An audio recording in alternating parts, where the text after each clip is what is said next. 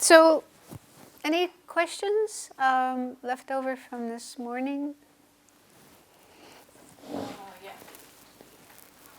We were just talking on the break about the balance.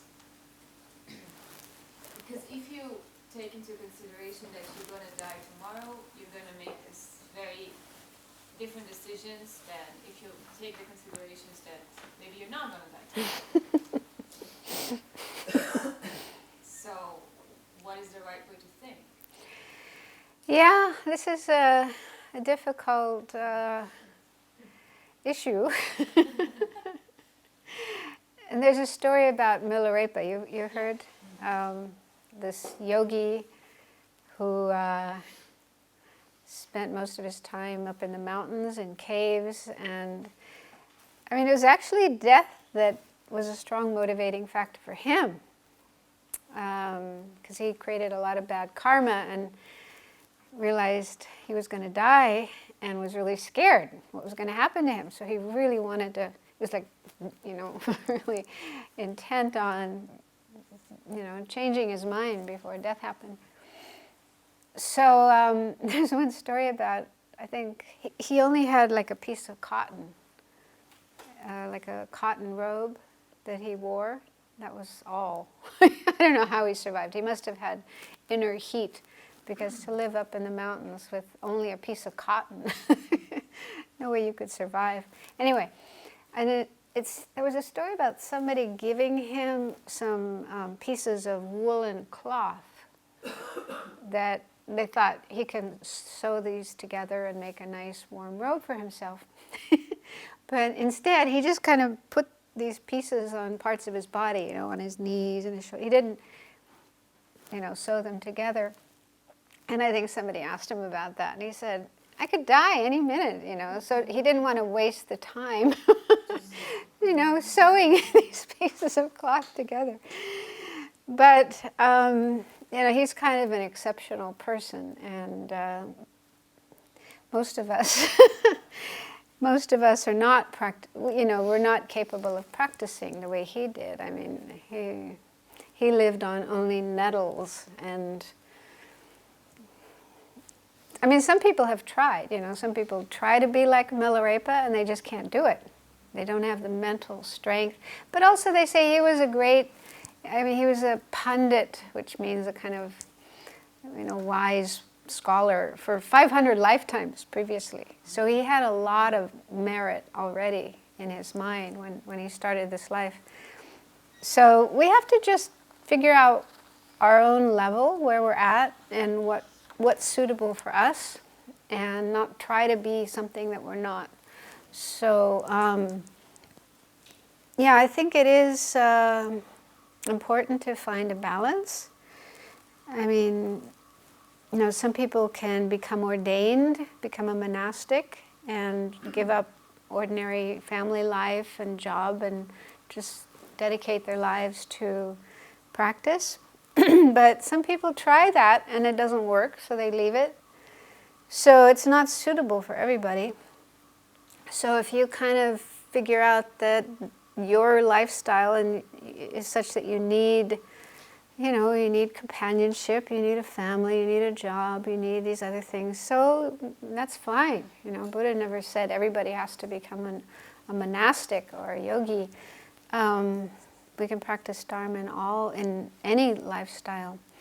But as long as you make some time each day for practice, and practice doesn't only mean sitting in meditation, it also means how we live our life, trying to live ethically and be kind and not harmful. And so there's lots of things we can do in our daily life. But even that, it usually takes a while to be able to develop a practice, a daily practice. So, I mean, the point of contemplating death is just to not procrastinate, to realize that we need to start now and not put it off till sometime in the future. But starting now doesn't mean running off to a cave like Milarepa, just practicing in your life, trying to do the best you can. And you can always add on. As time goes on, you get more experienced in practice, or maybe you move beyond certain needs. Maybe you get to the point where you don't really need certain things anymore, and then you can give those up and do more practice. So I don't know if that's answering your question, but Yeah, I think it's a very good advice to do things gradually and just have everything and say, no, I'm going to practice now 24/7. You have to do it gradually. yeah. And the most important thing is just trying to keep your mind positive as much as possible. So that means mindfulness, watching your mind, and if you notice your mind getting into something negative, then try to pull yourself back from that and do something positive instead. Really in a state of mind that is positive. Well, there's lots of positive states of mind. Kindness towards others. I mean, this is what Lama Zopa Rinpoche always recommends, kindness, compassion, cherishing others. So, patience, yeah, generosity. So, altruism, good thoughts, good feelings, good attitudes. Well, Happiness. that's good too. Well, that's important too, being positive and optimistic, because the opposite of that is being grumpy and and negative and pessimistic and worrying. I mean, it's very easy to do with the stuff going on in the world, the news every day. Very easy to get kind of negative and pessimistic and gloomy and so on. So try not to let the mind get caught up in that, but always trying to find something to be positive about. Gratitude. They don't really talk so much about that in Buddhism directly, although it's there, like the kindness of others, that whole meditation on the kindness of others. But apparently they've done a lot of research on gratitude and found so many benefits, health-wise. It's good for us in our health, but also our mind. So being grateful, trying to be grateful, that's certainly a positive state of mind. Yeah. Yeah, because we do have within us these negative attitudes that are habits from the past. Anger, attachment, jealousy, arrogance, and so on. So it's so easy for them to pop up, and we can get caught up in them and carried away by them. So a big part of the practice is just watching our mind and looking out for those negative or disturbing states of mind, and then really trying not to get stuck in those. I mean, that itself can be a full-time job. And there's so many methods in Buddhism for how to keep the mind more positive and not stuck in negative. So the more we learn, listen to teachings, practice, read books, the more familiar we get with the Dharma, the more methods or tools we learn to do this, to keep our mind more positive and not negative.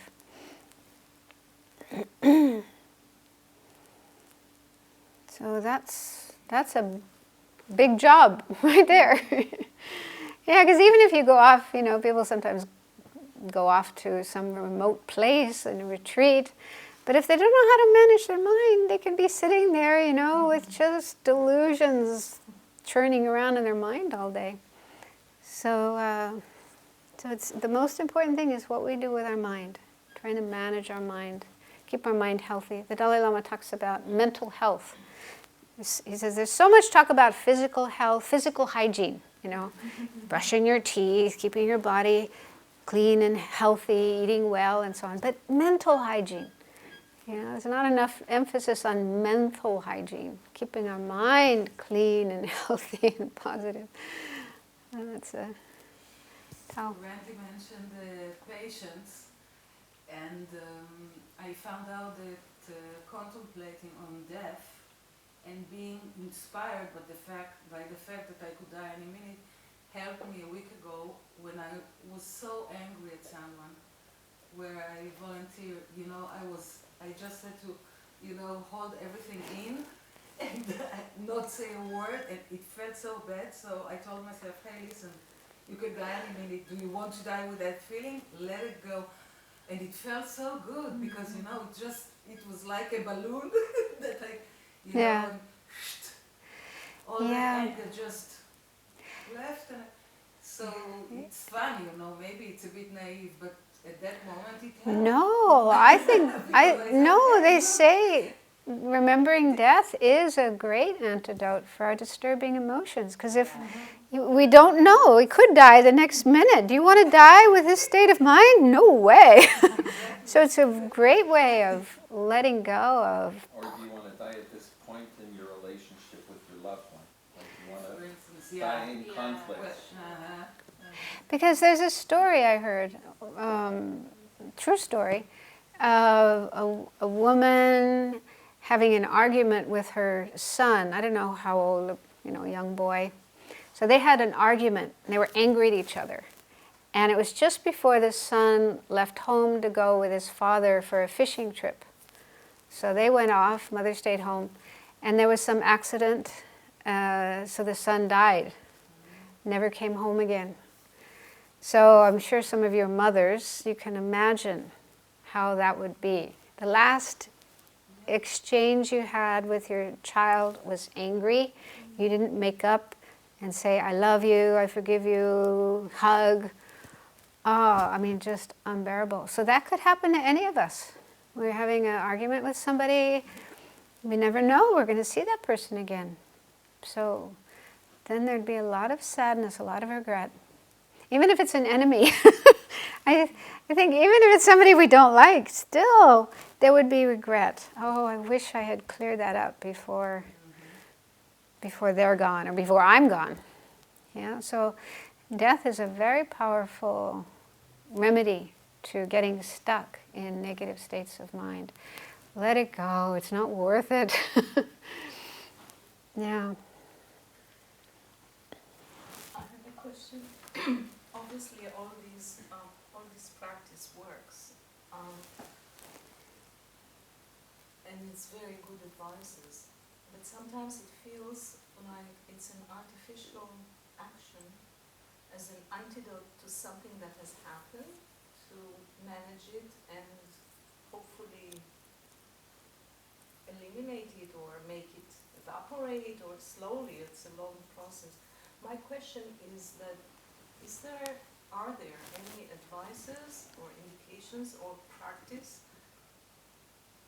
that that along the way it will not even happen, so that there will not be needed this management of the situation, other than, what we have learned in Monish the other day, the selflessness and the right perception of reality. Is there, would you say that that's the main thing that we could parallel to that? Exercise as much as possible that it will create that situation, that all those negative feelings, all the things that we're talking about, that we need to manage them from the mind, will even not happen. Yeah, they do say that realizing emptiness is the ultimate solution, because that's the thing that gets to the very root, eliminates the disturbing emotions from the root so that they're gone and they'll never come back. But that takes time to get to that point. So in the meantime, these other antidotes, I think if we just get really familiar with them, more and more and more familiar, I think that itself will prevent the disturbing emotions from arising in the first place. I think. I think that's my experience. I can see that in myself. Things that, I used to get annoyed about, angry at. And sometimes I do still, but I can notice sometimes that thing will happen and I don't feel annoyed. I don't feel angry about it. I'm able to react in a different way. So I do think that we can see the disturbing emotions decreasing, subsiding, coming up less often. And even when they do come up, they're not so powerful and overwhelming. You know, they're low level. So I think definitely just by familiarizing ourselves with the antidotes, but also cultivating more compassion, more kindness. You know, the more we develop this concern for others, other beings, and so on, that also will. Just for example, my own experience, you know, I in the past I used to get very annoyed when there were insects inside the house, you know, flies and mosquitoes and so on. And I stopped killing a long, long time ago, but I felt like I have to get them out of here, you know, so I'd catch them and put them out. It was just like really annoying just to have them in the room. And I've noticed over the last year or so that that's not happening so much anymore. I can live with them. Okay, so there's a fly, never mind, he's over there, I'm over here. It's not, I don't feel that aversion that I used to feel. So I think it's being more familiar with compassion and kindness, but also just less anger, less aversion. So I think definitely. It's hard work. Yeah, but it's worth it. I mean, what else is there to do? You know, if we just if we just keep letting our afflictions come up and hijacking, if we think of them as hijackers, I mean, you know, that's bad news. If your plane gets hijacked, you don't want that to happen, right? Well, it's similar. These disturbing emotions hijack our mind, hijack our experience.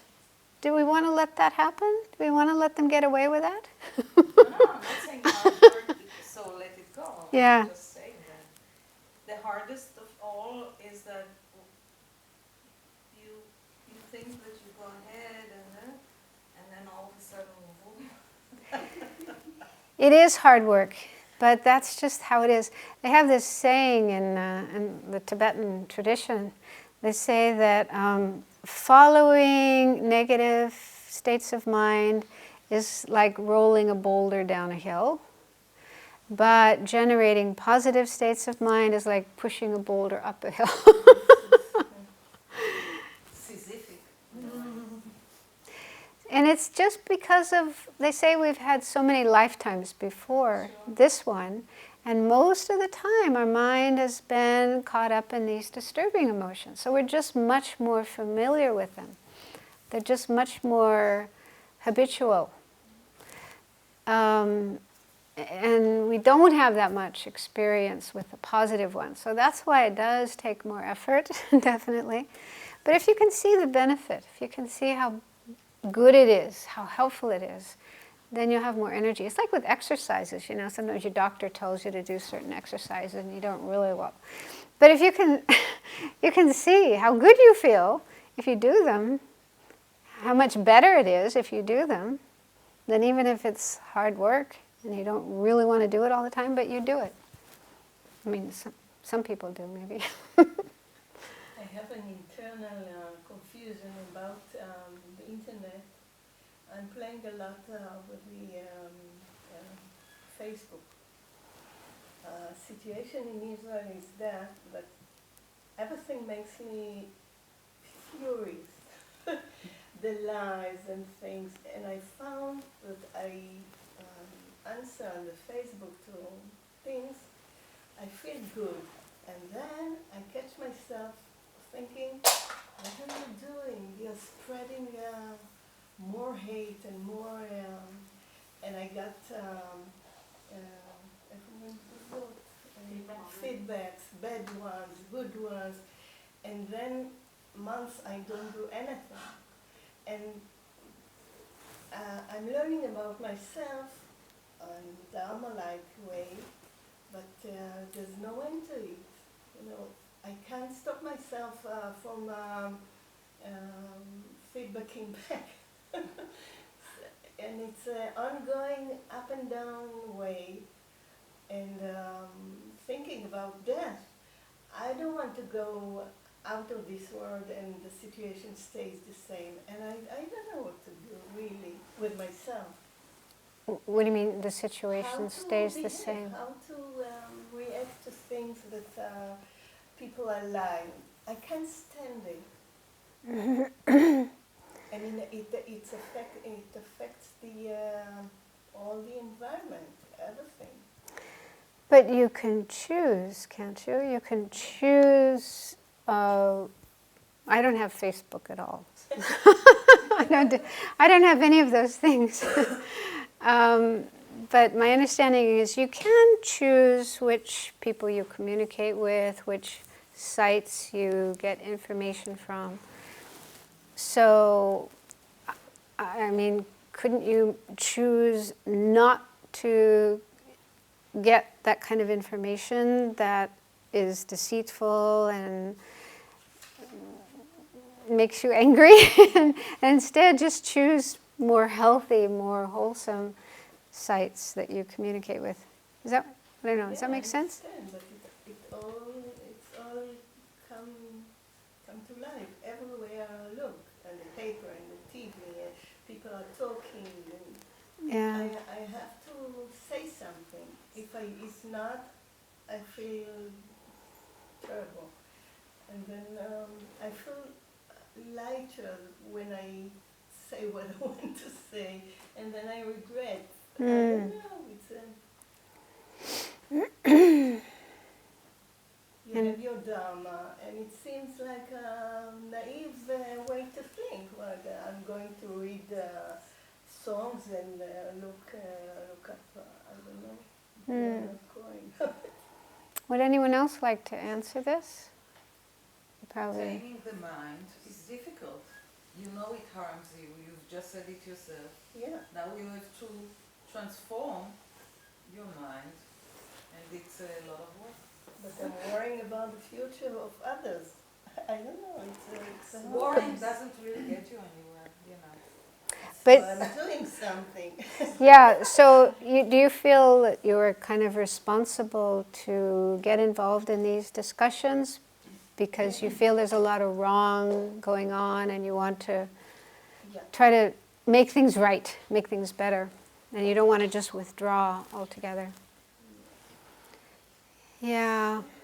Sometimes I think that if I will say what I think to the other side, instead of, because I think I might convince him that he is wrong, I know that many times it will be opposite. He will be more aggressive and what will be more in his idea even than before. So thinking, if this is the way I will do, and that's what he will respond, so I prefer not to do, because sometimes it's like that, sometimes you have to say it. Yeah, like I say, since I don't use Facebook and Twitter and all these kind of things, I don't know what it's like. But just from what that's one reason I don't do it, because I hear that there's just a lot of very negative comments. I mean, people can just say whatever they want. They can just say any kind of rubbish, any kind of nasty, horrible, negative things. And there's, Some of them are not even real. huh? Some of them are not even real, some of them are generated comments. Sorry? It's like automatic generated comments, some of them are bots, some of them are not even real. So Yeah. I think if you just realize that the news and Facebook and all of this communication, you will not miss anything if you will disconnect from them and you just realize that they don't show reality as it is.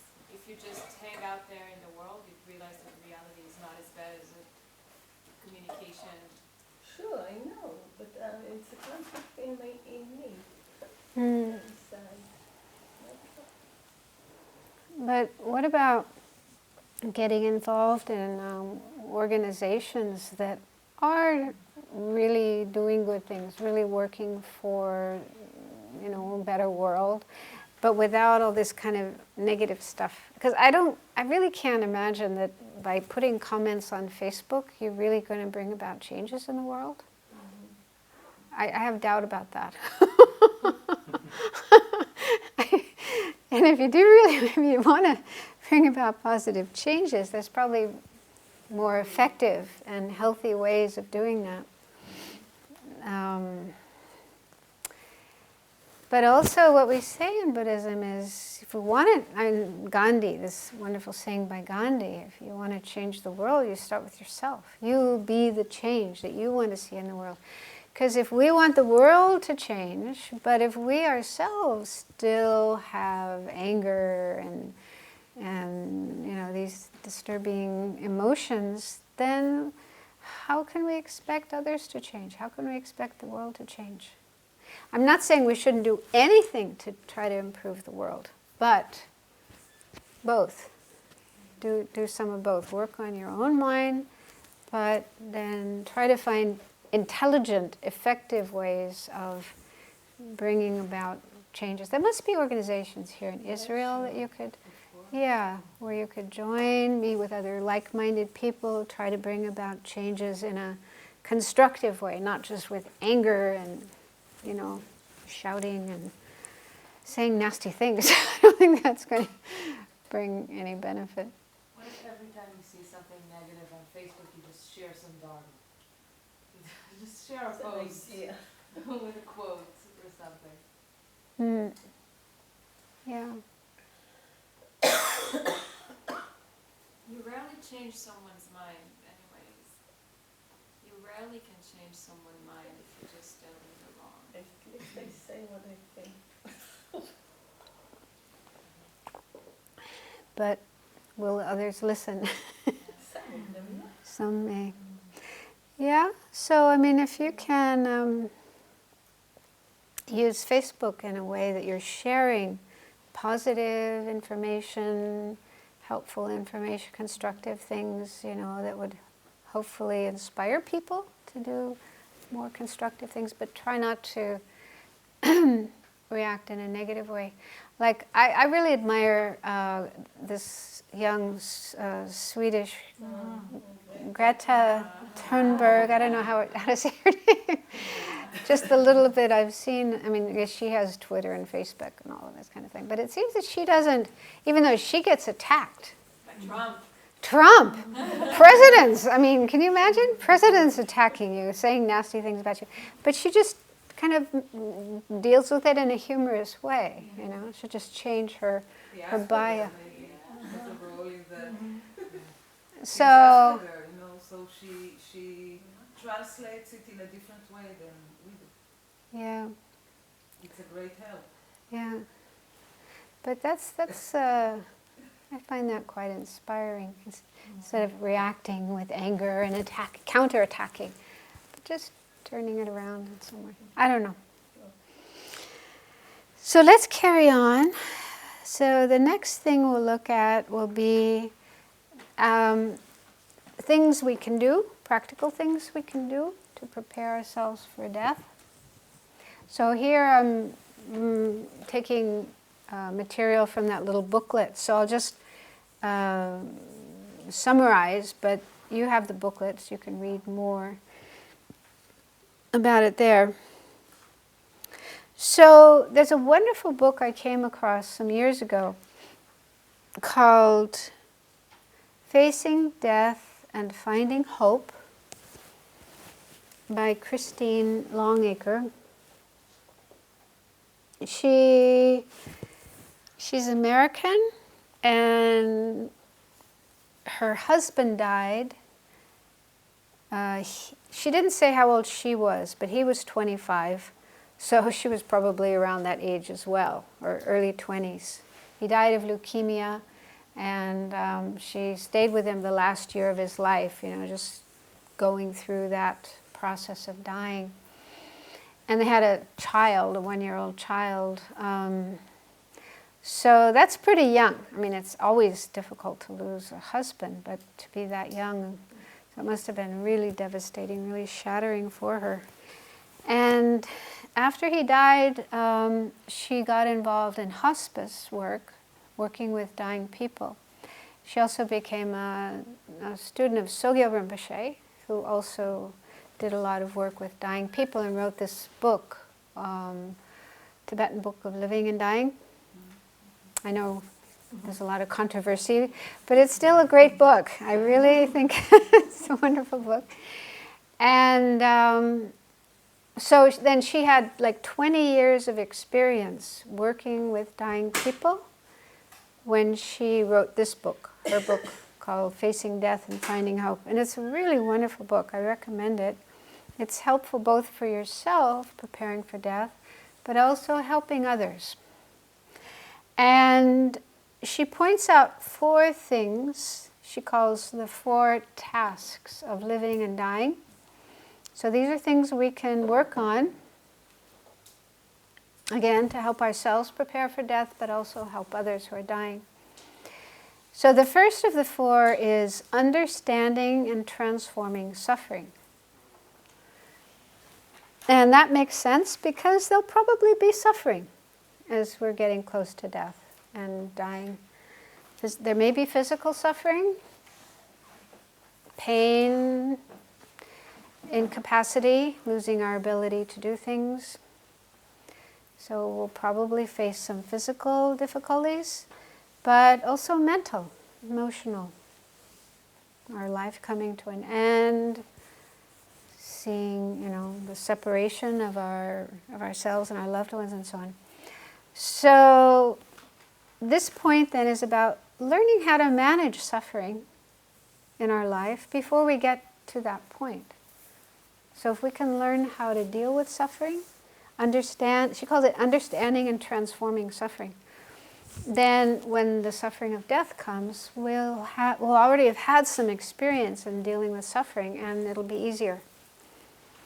So in the Tibetan Buddhist tradition, there's a lot of, in Buddhism in general, a lot of methods for learning how to deal with suffering. First of all, just accepting it, like the first noble truth the Buddha taught, the truth of suffering. Suffering is a part of life. Everybody has it. It's not something unnatural. It's not a punishment. It's not, why is this happening to me? But it's there in everybody's lives. So coming to an acceptance of the reality of suffering, the truth of suffering, and if you're able to accept the whole teaching of the Four Noble Truths, we can look for the causes of suffering, the disturbing emotions in our mind, karma, and then we can work on those to reduce our disturbing emotions, change our karma, stop creating bad karma, create good karma. And we can reach the cessation of suffering, the third noble truth. That means no more suffering, no more causes of suffering. That state is available, is possible. And there's a path leading to that. So I'm just summarizing it, but the Four Noble Truths taught by the Buddha, wonderful, wonderful explanation of life and how to understand the difficulties in life, the suffering of life, and give meaning to our life. So just, learning to deal with suffering in a more healthy way, in a more constructive way. And then transforming suffering, there's methods in Tibetan Buddhism for how to transform suffering. So when we do face suffering, problems, difficulties in our life, we can actually use those experiences as part of our path, part of our practice. There's a whole body of teachings called Transforming Problems into the Path. And there's a book by Lama Zopa Rinpoche called Transforming Suffering into Happiness or something like that. Yes, I'm looking for that. It's You're not looking? about- Yeah, we need it for further teachings. You can't find it. Well, maybe there's a PDF available. I'll try to find. Okay. It's a wonderful book. So, there are these methods we can use when problems happen to us, and instead of becoming unhappy, depressed, angry, complaining, blaming, we can actually use this situation, this problem, and make it part of our practice so that we have more love, more compassion, more wisdom, and so on. So it's like alchemy, transforming something that's normally not so great into something really good and precious. So I'm just mentioning that, but there are methods whereby one can Learn how to do that. So if we do that in our life, as we go through life, learn how to accept and transform problems, difficulties, then it'll be easier to do that at the time of death. That makes sense? And number 2 in her list is healing relationships. So this is a little bit like what we were talking about before. It would be really unfortunate if we get to the end of our life and we're still hanging on to anger, resentment, conflicts with other people. We haven't resolved those. We would feel a lot of regret and sadness, maybe. So if we realize we're going to die and they're going to die, and it's much better if we can clear up these problems as quickly as possible, so they're not hanging there when one of us dies, then that can give us a lot of motivation to deal with these problems, to find solutions to these problems with other people. And even if it could happen that you would like to make up with the other person, you would like to, heal a relationship with the other person, but the other person doesn't. That sometimes happens, right? They don't want to have anything to do with you. Well, we can't force that, but we can still work on our own mind.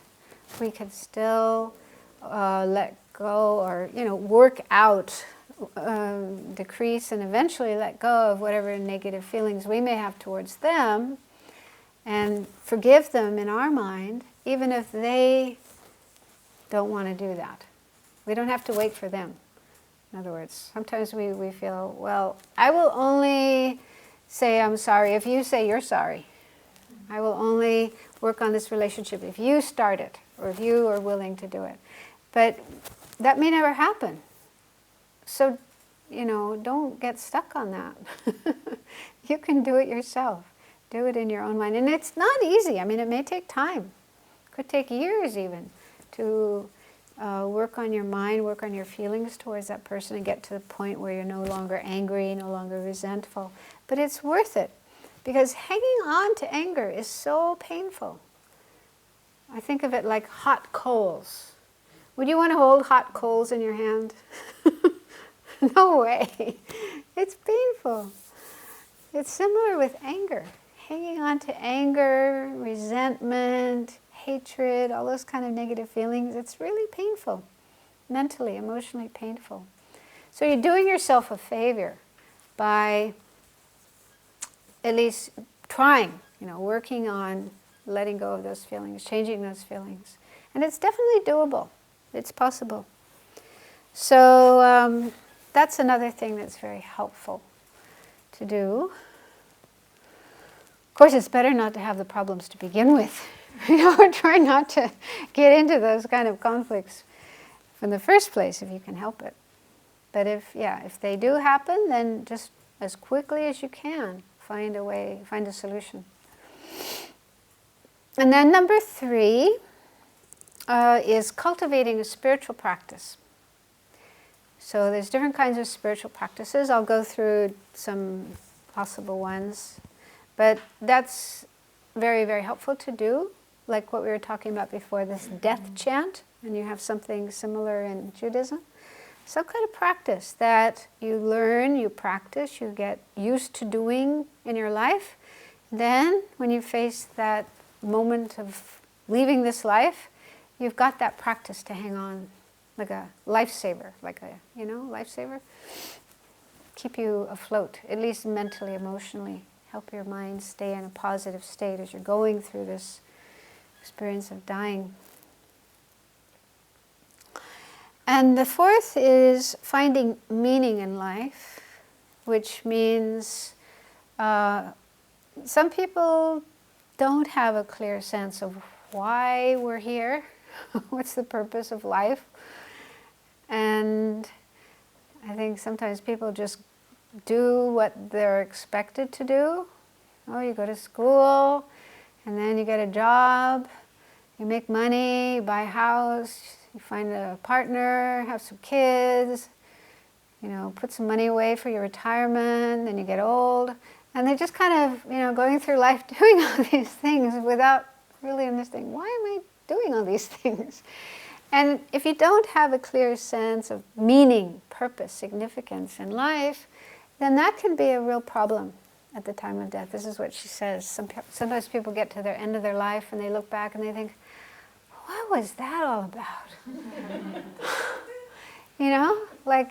And that can lead to, feelings of despair, depression, hopelessness, and maybe also regret. If you did things that weren't so good, and you may feel regret, guilt, fear, what's going to happen to me? So it's much better not to end up like that. Much better to have a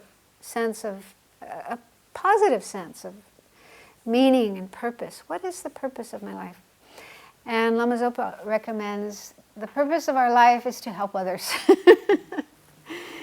And, that's pretty universal. I think all religions, spiritual traditions talk about that. And it really does give a sense of meaning, rather than just me, taking care of me, my needs, making myself happy, and building up my wealth and this and that and so on.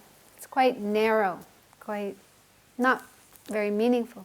Whereas thinking of others, doing what we can, doesn't mean you have to be like Mother Teresa, and major ways of helping others, but just there's people around us, people in our life that need help, and just looking out for them, helping when we can, being ready to be kind and helpful as much as we can. So that's a really beautiful way of having a sense of meaning and purpose in life. And again, I think there's research, scientific research, that shows that kindness, caring for others, generosity, all those states of mind and ways of being are really good for us, really helpful. In fact, I read there was a study done, I think, in Santa Monica, California, which is this rich community. And they actually found that people who did volunteer work lived longer. People who didn't.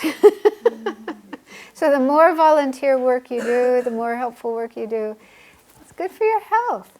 Also good for your mind, but good for your health as well. So that's another point that she says is important. Generate a sense of meaning and purpose in your life. So I'm just covering those very, very briefly, but the book itself is really wonderful, really beautiful. She brings in lots of stories, anecdotes from her own life, people that she's worked with, dying people and so on, and their families, to illustrate these 4 tasks. Okay, so then spiritual practice. So that was one of the 4 tasks, cultivating a spiritual practice. So I think each person can decide for themselves what... Oh, sorry. I wanted to ask something before. What? I wanted to ask something before. Okay. When you said you have to try your best to be in a, let's say, favorable mind when near death.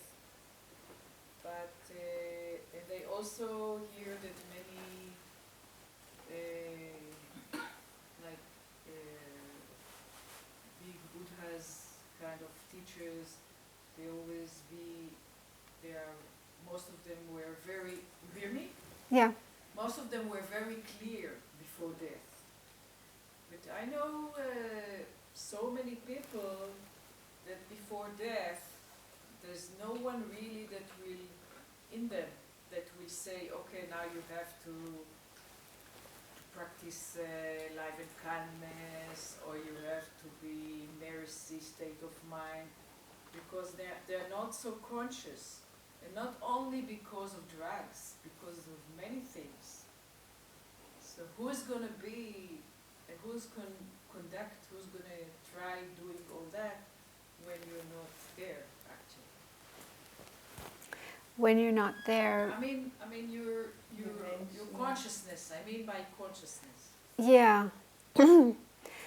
Well, of course, depending on the circumstances of death, how it happens, then for sure you know, somebody might go into a coma, into a unconscious or semi-conscious state for some time before dying. But the state of mind we have before that, before we go into the coma, before we go unconscious, you know, that will have an effect on the process of dying. So, I mean, we just don't know. We don't know how we're going to die, when we're going to die, where we're going to die, how old we're going to be, what are the causes of death. We really don't know. But all we can do is really try the best we can to keep our mind in a positive state as much as we can, and hope that as we're approaching death, that we will have the chance to have a clear state of mind. But it's not something we can really choose or control.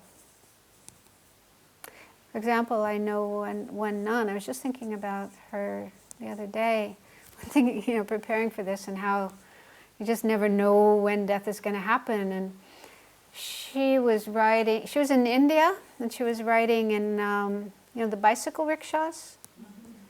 They're drawn by a guy on a bicycle, and there's this little cart on the back. So she was riding in one of those in Delhi, I think, and there was an accident, and she fell out, and she must have fallen on her head, went into, you know, became unconscious, and never woke up. After, I think, 10 days, she passed away.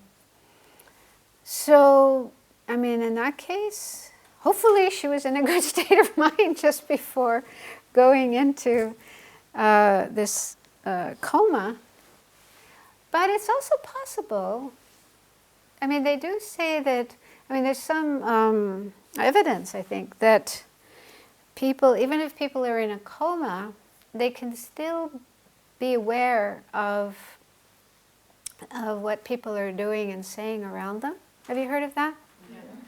So we say that, yeah, even if you're with someone who's dying and they're in a coma, it's still good to talk to them and recite prayers, give them teachings, you know, try to encourage them to have a state of mind, positive state of mind. So if you have people like that around you when you're dying, even if you are not in a awake, clear state of mind, but if there are people who are, you know, doing that for you, that could be helpful. In fact, that reminds me, this one hospice we have in Australia or New Zealand prepared a Dharma will.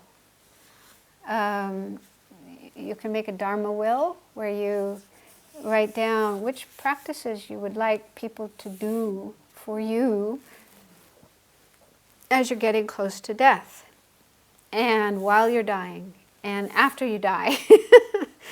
So that's a really helpful thing to do as well, similar to the advanced directive. Yeah. So if you specify, you know, you would like people to do medicine Buddha practice, for example. So then hopefully your friends, your family, people around you will do the medicine Buddha practice. And even if you're in a coma, unconscious, there's a good chance that that will affect your mind. So all we can do is try to create these causes and conditions to help our mind be in a positive state before we die. But there's no certainty that, you know, what will actually happen. So that's why the best thing is if we can learn ourselves how to do that, how to put our own mind in a positive state, just in case we're on an airplane and our friends and family aren't around to say prayers for us, but we know how to do that ourselves. I don't know if that's answering your question or... Yeah.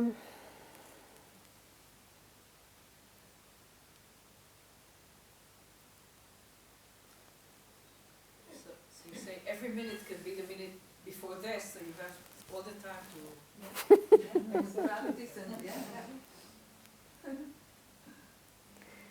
Yeah, I mean, that's the ideal. And I think there are some practitioners, really, really strong practitioners who do that. You know, have that awareness any moment I could die. And that keeps them really on their toes, we say. Really careful, really mindful not to slip into something negative.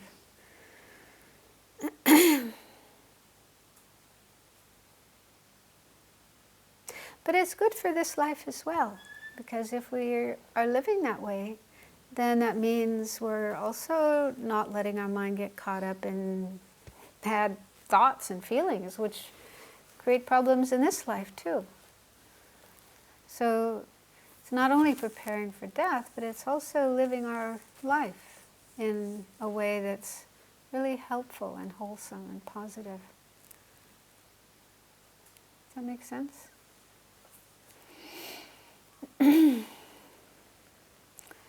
Okay, so here's some suggested practices that we can do. A list that you can choose from, and it's of course not a complete list. It's just suggested ones, but feel free to search for other practices. These are practices that we can cultivate during our life that will help us at the time of death and future lives. So one is living ethically, which basically means ethics in Buddhism is based on compassion, understanding that others don't want to suffer, just as we don't want to suffer.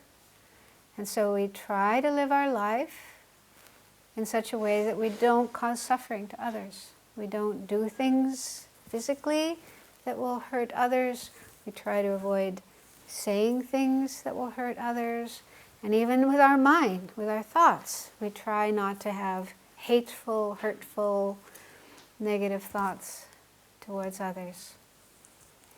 So it takes time, of course, and we start with the most gross kind of harm that we could give, and we, stop those, and then as time goes on, we work on more subtle forms of harm, things that cause suffering to others, and eventually, even with our thoughts, even with our mind, we can not even have angry, hateful thoughts towards others. So that's basically what ethics is all about. But of course, the Buddha also taught the 10 non-virtuous actions, that it's kind of a basic guideline to live by. Those are the 10 actions that are said to be the most harmful and negative, and we should try to give up those as much as we can. So, yes? Where would you place criticism? Like when somebody is used to criticize the person,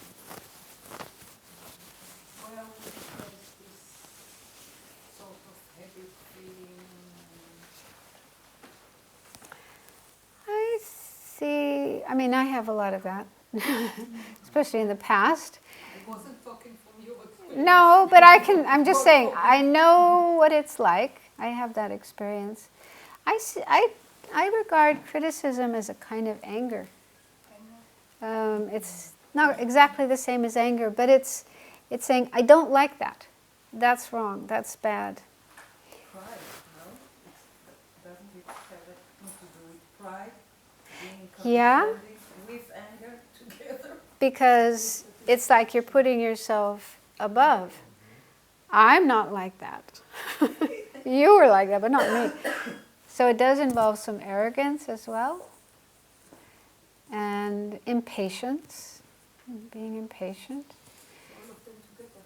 Yeah, so, one thing I find helpful, if I can remember to do it, with criticism is when I see something that I am critical of, judgmental, critical of, I try to ask myself if I have ever done that, if I have ever been like that, or if I have that kind of quality, just turn it around. And am I like that?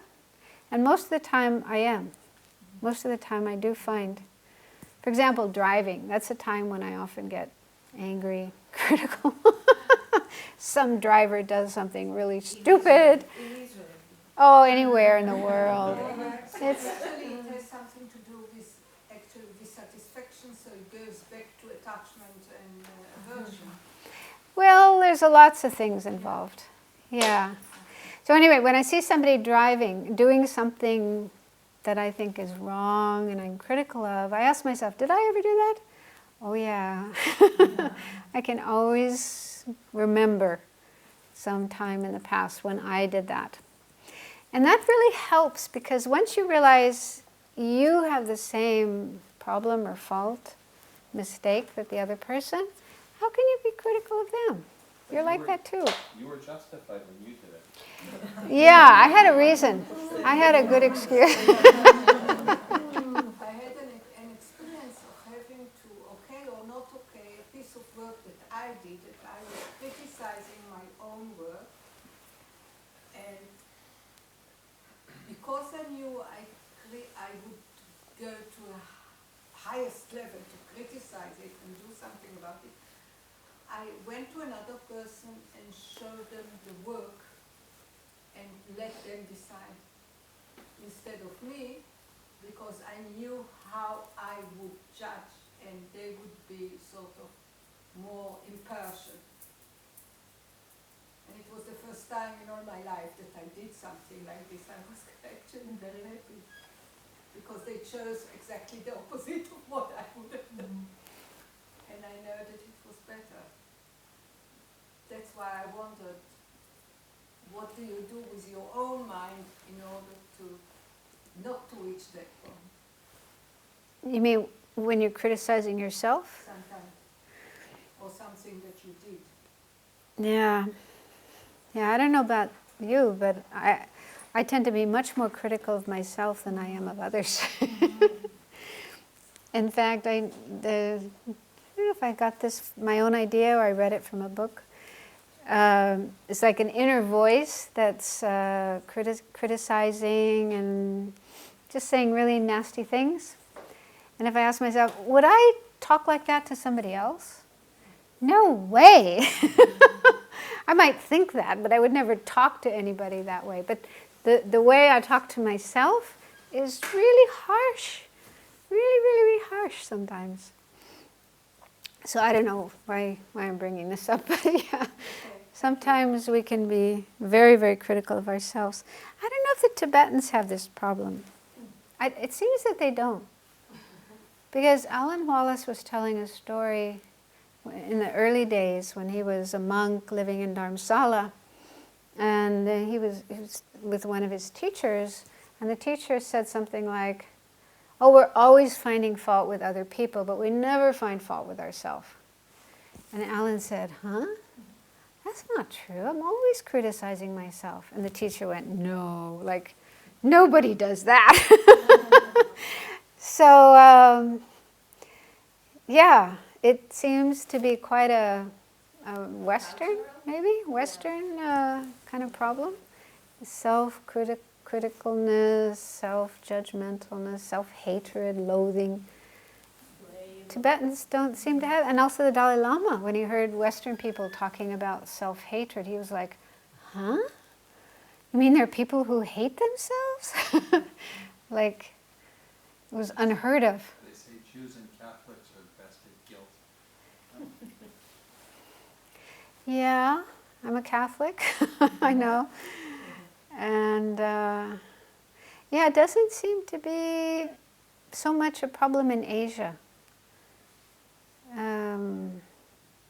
But yeah, it's very common in the West. So it's got something to do with culture, maybe religion as well. Anyway, so I don't know, is that answering your question? Yeah, it was good to open it. Yeah, but anyway, I think, yeah, that kind of criticism, I mean, criticism can mean different things. Because sometimes we do need to, if someone's doing something harmful, something wrong, something negative, causing suffering, causing problems, you know, we need to say, that is not right. I was just reading something from the Dalai Lama. He said, if we keep silent in that kind of situation, that's wrong. Then we're allowing that wrong behavior to carry on. So, you know, we should, with a good motivation, with positive motivation, not with anger or hatred. Sometimes we do need to point out wrong actions that are being done to try to stop them. And it's also not only for the victims, the people who are harmed, but the perpetrator as well. It's not good to let that person continue doing those things. Not good for them. So it's not compassionate. Sometimes people think being compassionate means you just let everybody do everything. You're passive. You just, you know, anything goes. But that's not compassionate. Real compassion is we try to stop harmful behavior, both for the victims but also for the perpetrators. But do it without anger, without hatred, without nastiness, and with a good motivation. So that's one meaning of criticalness, which isn't really a negative thing, but often, yeah, being critical is negative. You are like this, you are like that, kind of pointing out faults. And usually there's aversion, anger, dislike, that kind of attitude in there. So a lot of it depends on the motivation, our motivation, why we're doing it. Okay, so that's one practice we can work on, living ethically. And that's good for both at the time of death, because if we try to live our life in such a way that we don't harm others and instead be helpful and kind to others, then we won't have much to regret at the time of death. You know, this is a big problem at the time of death. If we do harmful things, and then at the time of death, oh, I did this and I did that, and there can be a lot of regret and guilt. And so if we live a good life, there won't be much to regret at the time of death. And because we're familiarizing ourselves with these very positive attitudes, positive way of being, then it'll be easier to be in a positive state of mind at the time of death. And then, if we have another life, if rebirth is true, we have another life, we'll have much more good karma. And that means good rebirth and not a bad one. When you say live an ethical life, and especially don't harm others and try helping and be with mercy and good to others and increase the good in the world, okay? Can you think that someone can do that and yet to lie, to deceive something, or to conceal, to hide things from people, but then it's no harm. Even you can say, sometimes you can say that telling the truth will not be out of mercy, will not be act of mercy in some places. Telling So the truth will not be what? will be out of mercy, will be act of mercy in some places. Mercy. Mercy. Oh. Mercy or compassion. Telling the truth would be Sometimes not an mercy, act not of Kind. Mercy. Yeah, mercy, yeah. Mercy and compassion. Or you understand that? There's examples, you know. Yeah, sometimes telling the truth. Well, I don't know. I mean, we do, according to Buddhism, lying is a non-virtuous action. But I don't think that means we always have to tell the truth. Because telling the truth Well, I was thinking of, like during the Holocaust, for example, people were hiding Jewish people in their houses or in their barns or in their basements. And if the Nazis come to the door, hey, you know, are you hiding any Jews? Are they supposed to tell the truth? Would it be ethical? Would it be right to tell the truth? Huh? I never thought about it that way. Yeah, there is like this Jewish thing called pikuach nefesh. Pikuach nefesh? That you are allowed To lie or to in cases of when you Save risk your lives. life or you save your life, yeah. But that's an exception. That's an exception. But that's the motivation. The motivation is a positive one. So can you have a volition which is good and then you hide things from people around you and say, no, it's not good for him to know. Tricky. Can you give an example? Yeah. A patient of mine, he's cheating his wife, and he thinks that if he tells her, then it could be very. He thinks she's kind of asking him in many ways, don't tell me. I mean, when he wants to tell her something, that it would be too difficult for her to hear the truth or something about their relationship. So he doesn't speak about it, and he thinks it's out of compassion and mercy. And no attachment. No attachment. He's cheating on his wife, like betrayed. He's being Stop cheating. what is the word? It's cheating. Infidelity. He's having an affair with somebody else. And out of compassion, So what is he's not telling his wife. No, it will be very funny, but sometimes Sorry. it's not that funny. Yeah. He says that if he will stop this other relationship, then the other person will suffer a lot. So it's just there out of mercy.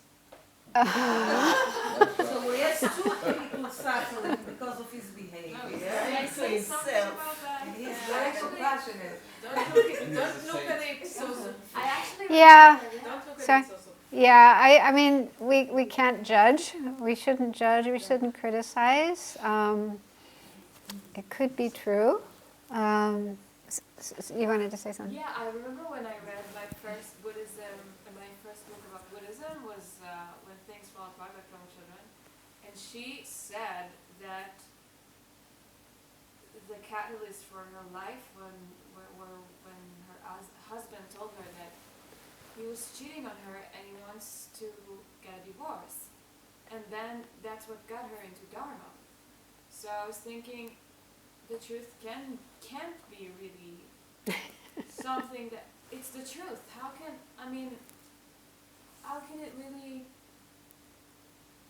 It's how you look at it. Yeah. The truth is that he's a coward. He doesn't want to face the truth. Yes. So he puts it on his wife and says that she doesn't know how to Yeah, deal but that's with the the very truth. stereotype thinking. Sometimes it's more Yeah. complicated than that. I'm sure. Sometimes it's also whose truth is it? Is it Yeah. his truth? Is it I her think- truth? It's Yeah. a I truth is think also it depends subjective. also on the people. One will react like this and the other one will react differently. And it's like, I can tell you now from another point of view, my mother is 96 and something happened to her 4 months ago and she's in different ways deteriorating. I will not go to my mother and say, Mother, you can't remember anymore. You can't think clearly about this. I told you 5 minutes ago. It won't help. It won't do anything good to tell her, even if it is true. I will not, sometimes I think the question to ask, I know there are other places that you say the same, but would whatever you say to the other person benefit the other person? Would he get something positive out of it? And I don't know if it... But it's always Yeah, what that's you another think about that. criteria, it's I another don't know if it helps in this It situation. helps, but it's different criteria than telling truth. It's a different criteria, it's a nice one. I like it. It's a No, different but it's criteria. what you think. It's what you think, Yeah. and you can never know if it's really good for her For or her not. or It's not. what you Yeah. think it's good for Yeah, her. you can tell yourself many stories, you know. Every situation is different. There's no Go-to. black and white rules that you have to apply all the time, but you just have to try to, I mean, you know, within Buddhism, you try to understand the Dharma, you try to have compassion, make sure your actions are out of compassion and not harmfulness. You try to have as much wisdom as you can. You try to do things with a good motivation. Sometimes you make a mistake. Sometimes you get it wrong. That's normal. To err, what is it? To be human is to err. Sometimes you're already in the situation before you start your Dharma life. Yeah. And they are out of many faults and mistakes you did in the past, but now you're already in that. And you want to do now the best thing. And it's not always just telling, now I'm Buddhist, I'm telling all the truth. No. I mean, even after you start the Dharma, even now, I'm 40 years in the Dharma, I still face difficulties. Like, okay, what do I do in this situation? I want to do the right thing, I don't want to do the wrong thing, but sometimes it's very hard to know.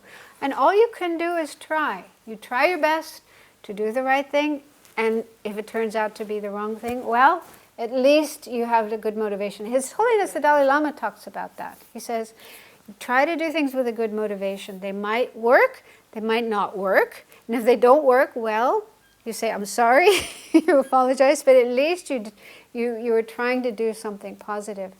But as long as we're not way up there, enlightened, or even having clairvoyance, we just can't know. We can't know what will be the outcome of an action. So what I understand is you just try to act with wisdom and compassion. Hope that it will be the right thing to do, but know that it might not be the right thing to do. Does that make sense? So that's kind of a general guideline for how to make decisions in these kind of situations. But for telling the truth, yeah, my understanding is, living ethically doesn't mean you always have to say what is true, because it may not be the wisest thing, it may hurt, it may cause more problems.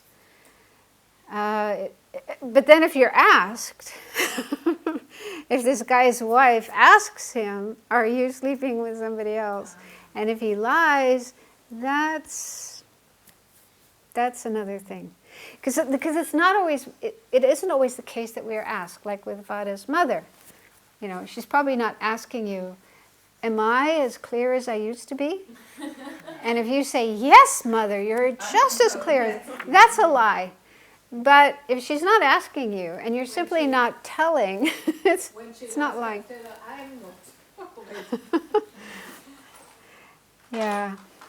But even when we're asked point blank, like the case of the Nazis, or the one they use in the Buddhist texts is if you're taking a walk in the forest and a deer goes running by, and then a few minutes later there's a hunter with a gun and asks you, did you see the deer? Which way did the deer go? Yeah. Do you tell the truth? No. If you tell the truth, the deer could get killed and the hunter could create the bad karma. So in that situation, you can say something else. You can sing a song, do a dance. Yeah, ask him. I don't know. Distract him. But you don't have to tell the truth. That's the point. The point is you don't always have to. Huh? My mother-in-law, she didn't answer any of my questions. She didn't answer your question?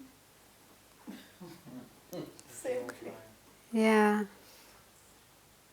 Change the subject. Yeah. Anyway, it's complex. Yeah. So it seems like each situation has to be looked at with whatever wisdom, compassion, skillful means we have, and we just try to act in the best way that we can. And if we make a mistake, well, we learn from that. If we created something, we did something negative, we can purify it, and we try to learn from that for the future. Even the Buddha made mistakes. Dalai Lama says he makes mistakes sometimes, though it's only to be expected. Okay, so is that enough then for living ethically? I mean, this is just a general point, but there's a lot of material in Buddhism about ethics. It's a big, big topic, ethics. Did you? I just said it's never enough. Never enough. Living ethically. Yeah.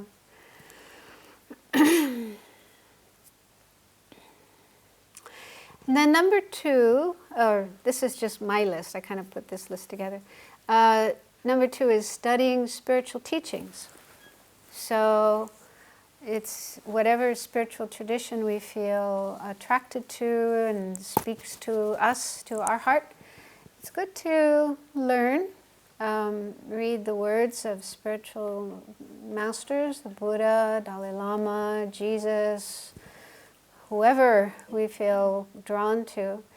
And those teachings will be about how to live a good life, how to be a good person, how to deal with our mind, reduce the negative, increase the positive.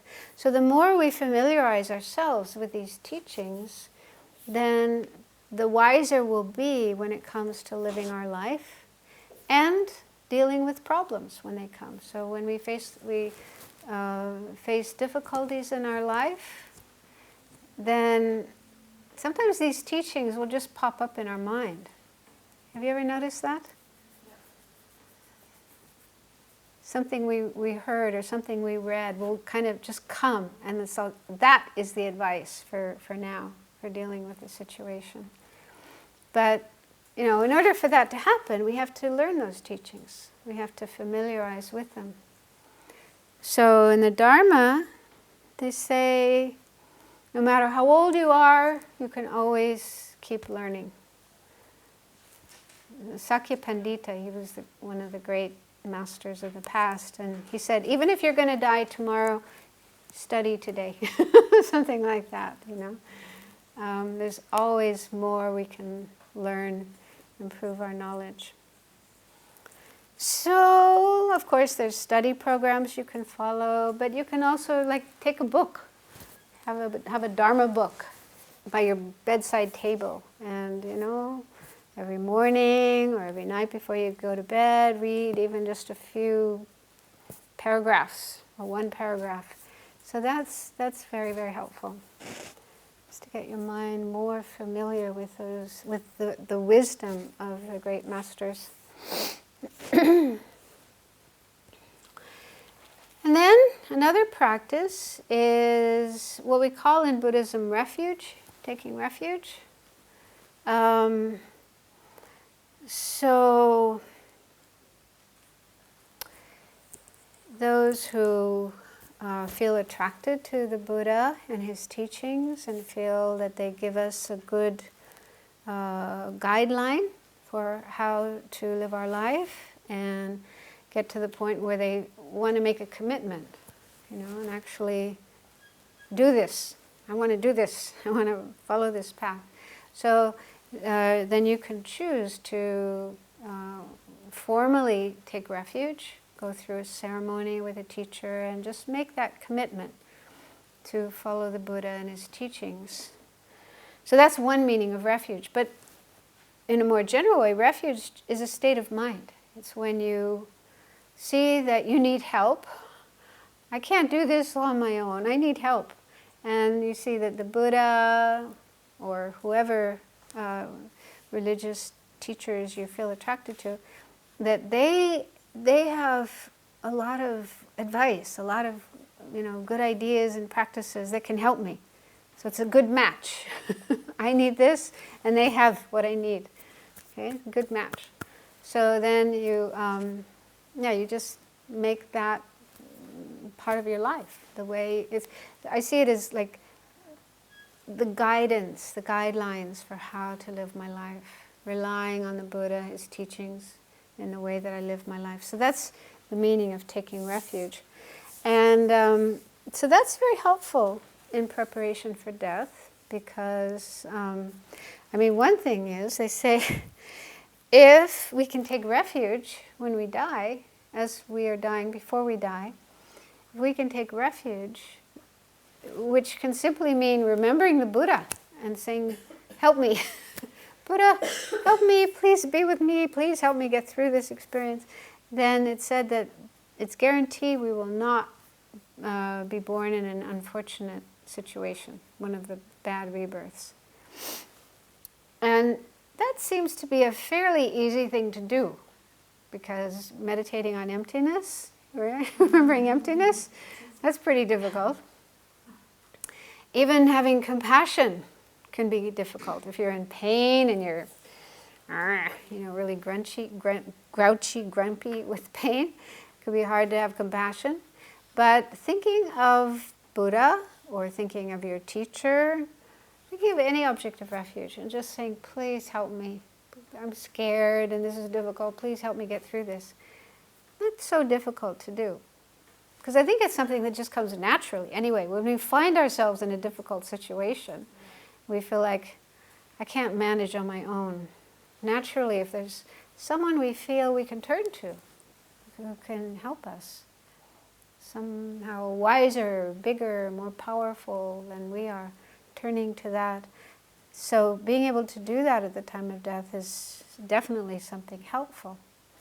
But to be able to think that way at the time of death, there needs to be some preparation during our life. So we need to kind of get more connected with the Buddha and his teachings.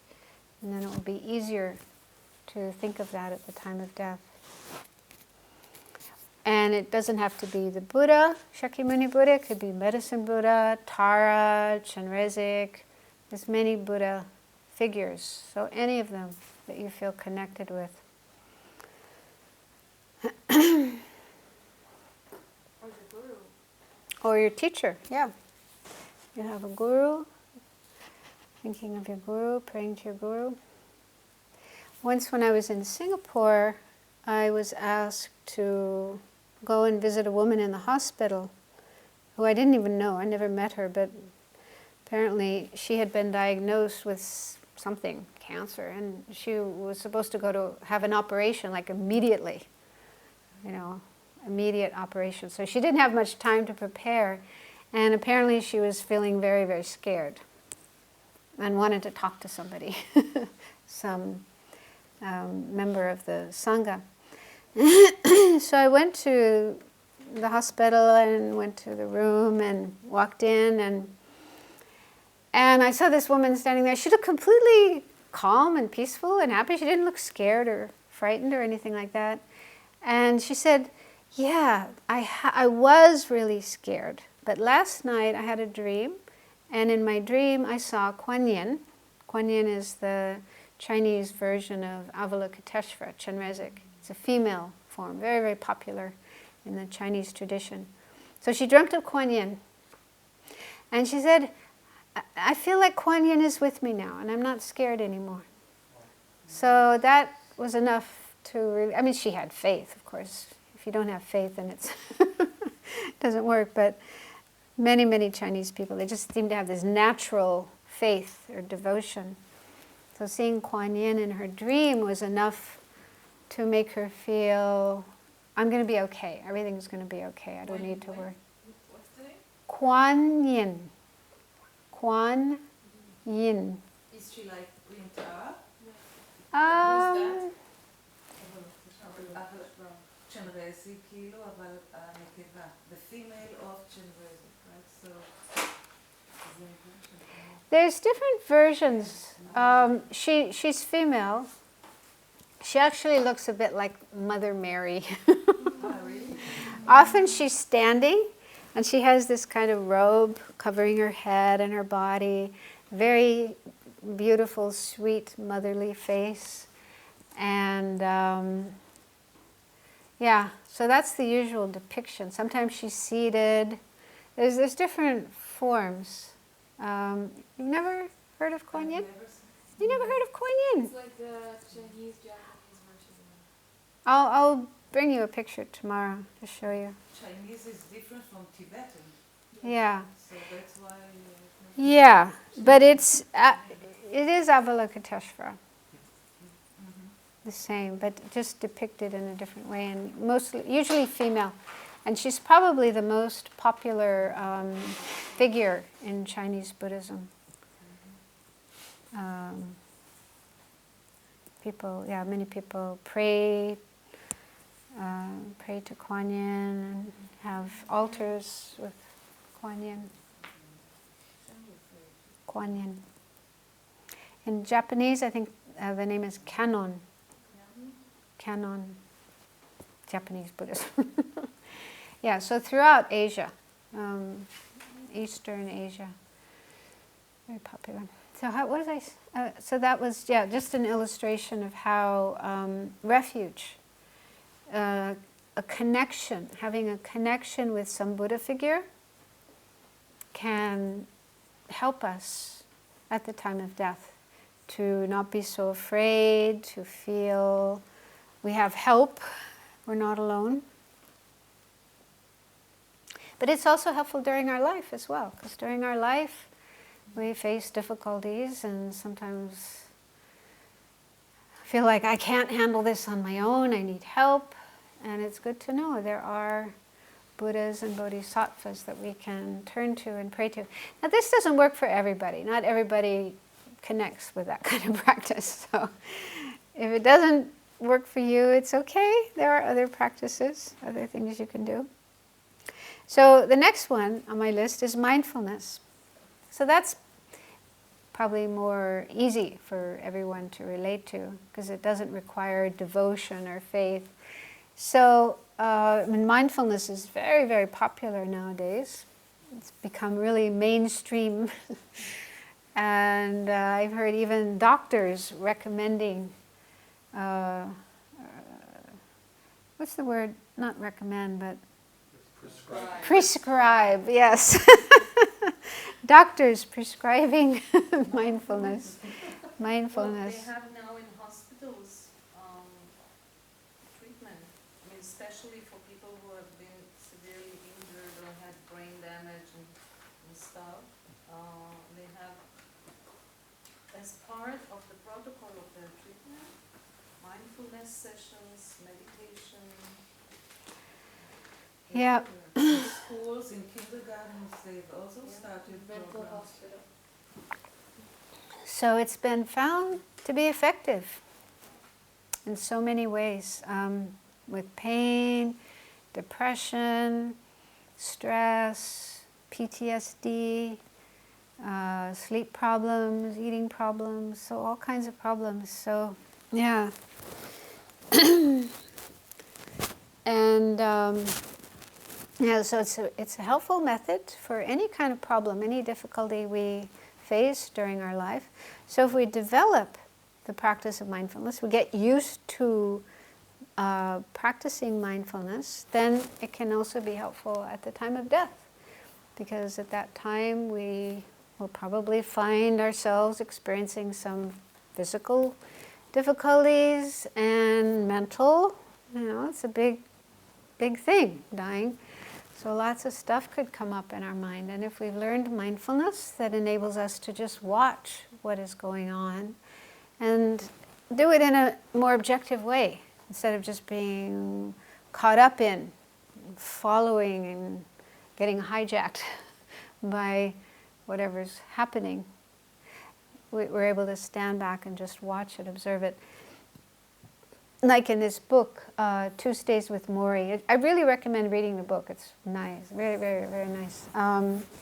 He talked about, yeah, they made a movie, but the book has more in it. And yeah, sometimes what did he have? ALS. So it's kind of, I think it started with the feet and gradually moved up. So there is also an interview on YouTube, you can find it, with Hebrew subtitles. It's 53 minutes, I think. Ah, really? Yeah. With whom? With him. With who? Maury. Maury Schwartz. It's Maury a very Schwartz. good interview. Yeah. Very important movie. Yeah. Video. So yeah, so this condition was, gradually got to his lungs. So then he was having difficulty breathing, which I can't imagine what that must be like, but it must be terrifying. Yeah, you can't breathe, have difficulty breathing. So he would use mindfulness, just observe what was happening, observe, what was happening with his body, what was happening with his mind, and reminding himself it's temporary, it's transitory, it's passing. And that would really help him get through that period or that situation, not be totally overwhelmed by it. Because what happens often is, something comes up, panic, fear, anger, sadness. He also, sometimes he said he would just feel totally sad, thinking about his coming death and people he was leaving behind, and children, grandchildren, I think. So sometimes strong sadness would come up in his mind. So he would use mindfulness to just observe what was happening without being totally caught up in it, and then it passes. All these experiences come and go. They happen and then they pass. So it's a very, very helpful way of handling or managing whatever difficult experiences we go through. I also read an extraordinary story about a woman in Malaysia. And she was an ordinary housewife, married with some kids, and she learned Vipassana meditation only about a year before she was diagnosed with cancer, lung cancer. And she was very, very determined that she would continue this practice in spite of what she was going through. So I think for 6 years, she went through different treatments, chemotherapy, operations, da-da-da-da-da. But eventually, nothing worked, and she died. And towards the end, she had a lot of pain. Sometimes she was just in excruciating pain, but she didn't want to take any painkillers, any pain medication. She wanted to use meditation rather than medication to deal with what was going on. Very courageous. I thought, wow. But towards the end, it seems that she got to a point where she was kind of above it all. She was in this very peaceful, serene, and it wasn't drug-induced. It was natural. Probably realization. She was just serene and calm, peaceful, loving. She was just radiating this loving kindness to everybody. No fear, no sadness, even though she was leaving behind children. So she died it sounds like incredibly inspiring to everybody around her, to see someone dying like that. And I thought that story was quite extraordinary, because she wasn't like a high yogi who'd been meditating 40, 50 years.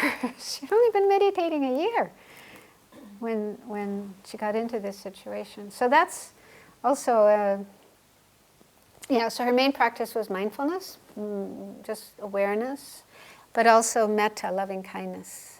So she was doing those two practices, using those practices to deal with her illness and her impending death.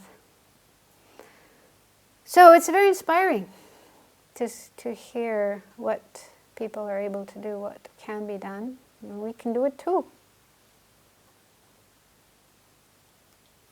So that's number 5 on my list. Meditations on loving kindness and compassion. So if we can familiarize ourselves with those states of mind, love, kindness, compassion for others, for ourselves as well, of course. We have to include ourselves. but just increasing those feelings more and more and more towards others.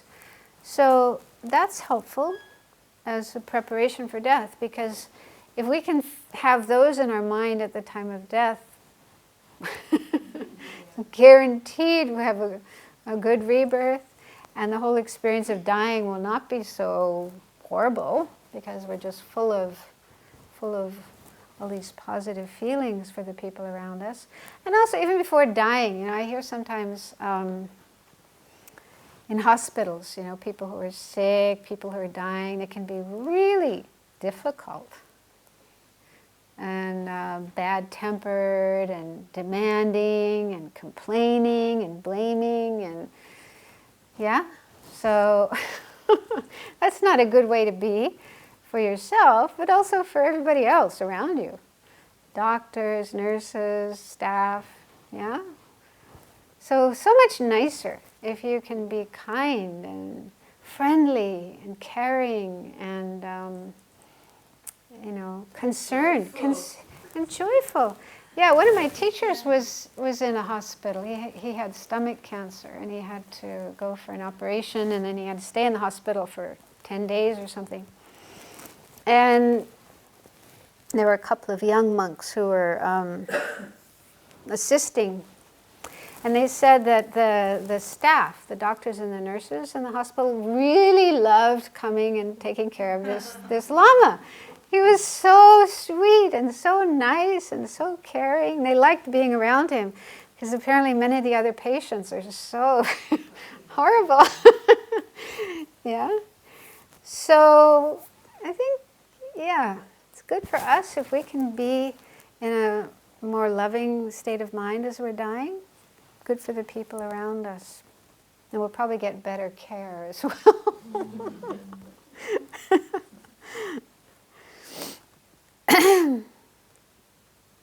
But again, to be able to have those in our mind as we're dying, we need to practice them during our lives. So we need to get familiar with, train in those states of mind. And then pretty soon they become just natural, our natural way of being.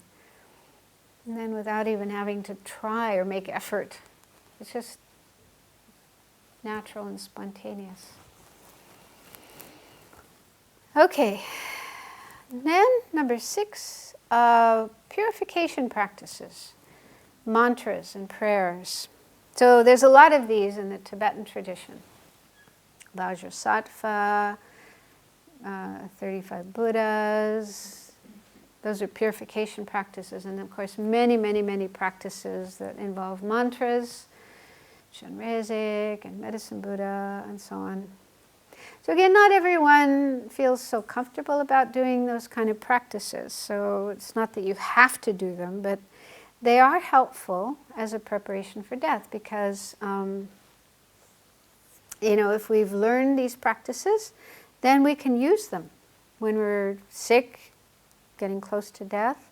It's something you can do with your mind, something to keep your mind occupied in a positive way, in a constructive way, rather than worry and fear and, all these kind of things. It's so easy to get caught up in that kind of situation. So it's something good and easier to do than meditation on emptiness. That's much harder, but not so difficult to think of the Buddha and recite mantras and prayers and so forth. So it gives you something to do at the time of death. And then purification practices are very helpful, because if, we did do negative things during our life, that could cause worry and fear and regret and guilt. So that's not good to die with. So knowing that there are practices we can do to purify our bad karma, then we can do those before we die. Get rid of that bad karma, then we don't have to worry, feel regret and guilt. And also for our next life, if we purify that karma, then it's out of the way, and we have a fortunate rebirth rather than an unfortunate one.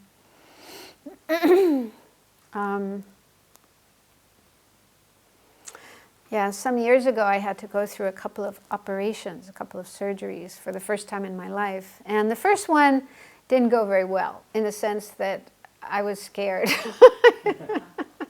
So it was a little hard to... I did remember some of my practices, but not as much as I would have liked. There was a lot more fear there.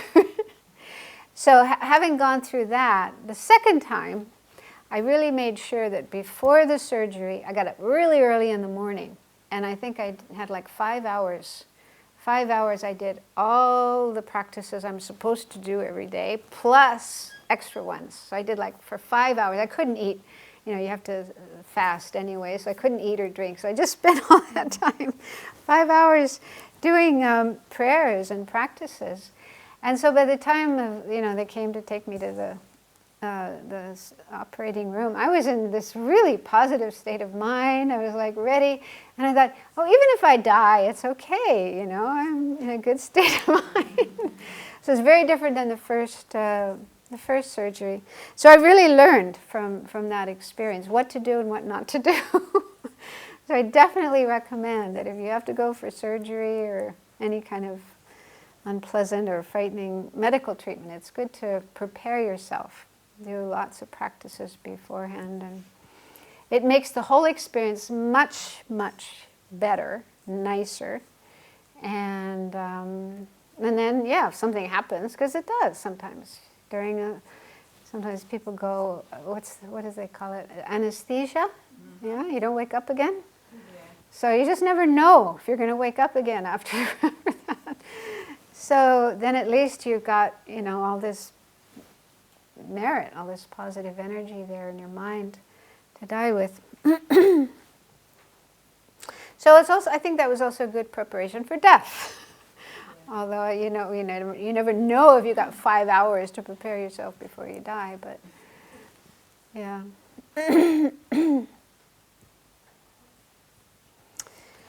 So these again are just some things, some types of practices, spiritual practices that we can do.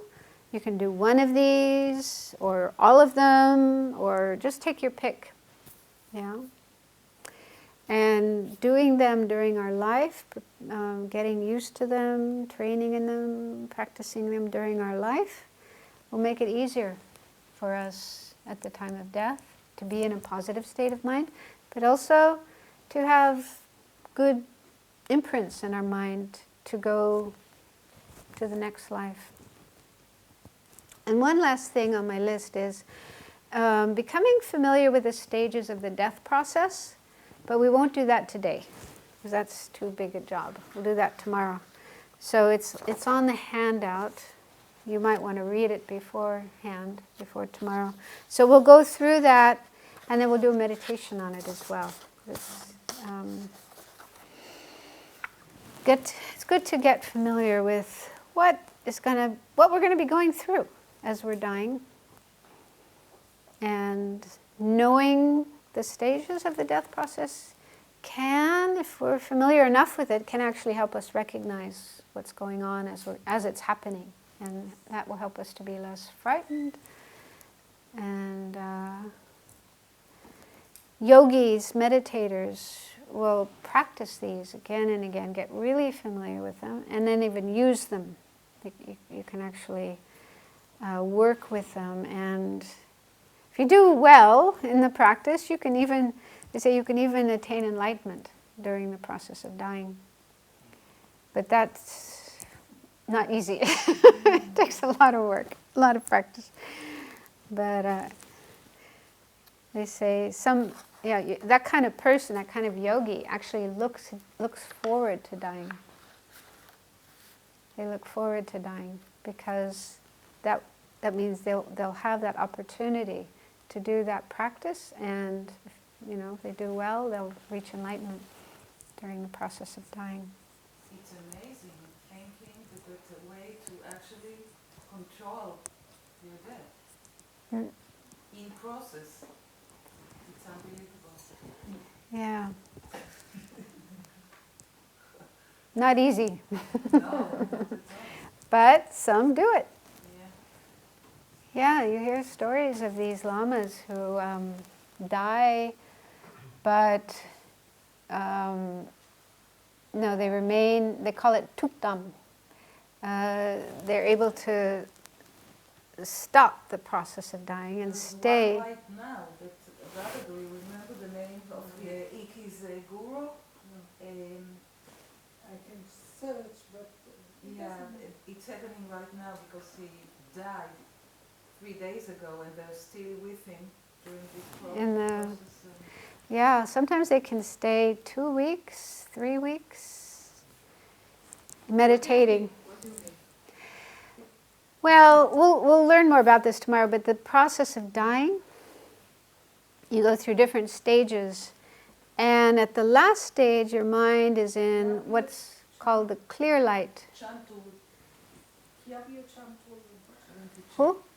Kiapie Chantul. Chamtrul. I've heard of Chamtrul Rinpoche. There's Champo Rinpoche, that is a week's teacher, No, it's not him. Chamtrul. but it's not. Chamtrul Rinpoche. The body is It's still a common name. No, but I saw his The body picture, doesn't decompose. and he's really, I know his face, he's really. I can send you the. Okay.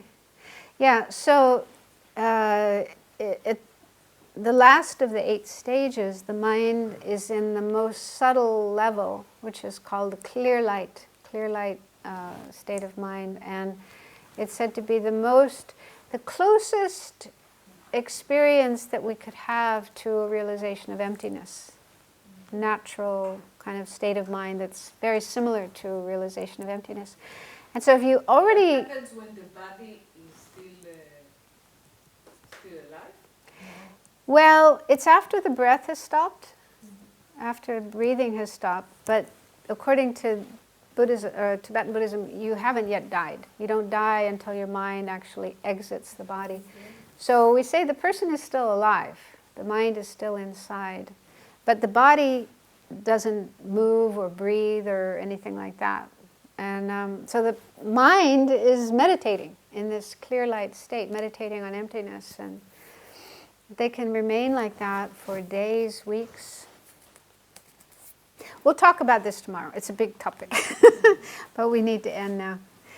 So thank you very much, and let's do some dedication prayers.